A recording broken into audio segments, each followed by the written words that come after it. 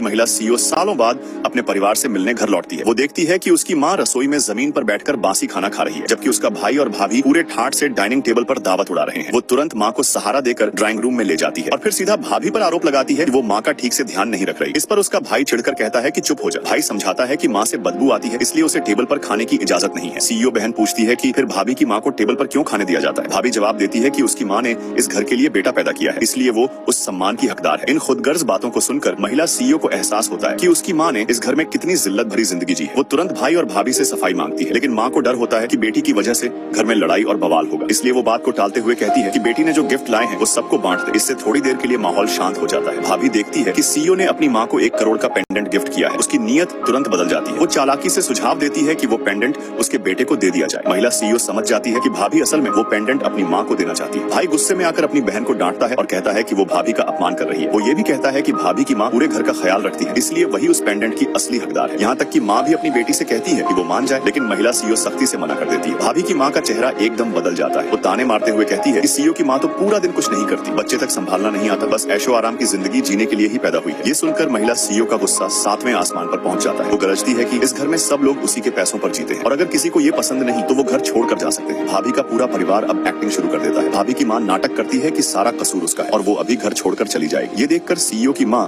स्थिति को शांत करने की कोशिश करती है। भाभी भी झूठी माफी मांगती है और कहती है कि वो अपनी माँ के साथ घर छोड़ देगी। इतने में उनका बेटा जोर जोर से रोने लगता है और अपनी माँ से कहता है कि वो न जाए। भाई ये सारा तमाशा देखकर सीईओ बहन पर आरोप लगाता है कि उसने उसकी बीवी को तंग किया है और कहता है कि वो अपनी माँ को लेकर यहाँ से चली जाए। महिला सीईओ जवाब देती है कि ये घर उसी का खरीदा हुआ है, तो जाना उन्हें चाहिए, न कि उसे। रात को अपने कमरे में सीईओ देखती है कि उसकी माँ के हाथ बर्तनों और कपड़े धोते हुए फट चुके हैं और तभी उसे एहसास होता है कि उसका कीमती जेवर भी गायब है। गुस्से में वो तुरंत भाई और भाभी के कमरे की ओर बढ़ती है। वो देखती है कि भाभी बड़े फक्र से वो गहने पहनकर खेल रही है और अपने पति के साथ मिलकर ये साजिश रच रही है कि अब इस विला पर भी उनका कब्जा होना चाहिए। भाई कहता है कि अगर बहन ने बात नहीं मानी तो वो माँ की जिंदगी खतरे में डाल देगा। अपने भाई और भाभी का असली चेहरा देखकर सीईओ तय करती है कि अब इन्हें सबक सिखाना ही पड़ेगा। अगले दिन सीईओ उनसे मिलती है और ऐसे पेश आती है जैसे उसे कुछ पता ही न हो। वो कहती है कि उसके गहने गायब हैं और अब वो पुलिस को बुलाएगी। ये सुनते ही उसका भाई घबरा जाता है। वो सफाई देता है कि भाभी बस गहनों का इस्तेमाल कर रही थी, आखिर परिवार ही तो है, कोई भी पहने, फर्क क्या पड़ता है। फिर वो मौका देखकर घर के मालिकाना हक की बात छेड़ देता है। वो अपनी बीवी से कहता है कि माँ को बुलाओ, अब इस घर को अपने नाम करवाते हैं। लेकिन जब सीईओ साफ इनकार कर देती है तो भाई और भाभी माँ को धमकाते हैं कि अगर उसने दस्तखत नहीं किए तो उसकी जिंदगी नर्क बना दे। कोई और रास्ता न दे, सीईओ दिखावे में हामी भर देती है। लेकिन तभी भाभी के पति महिला सीईओ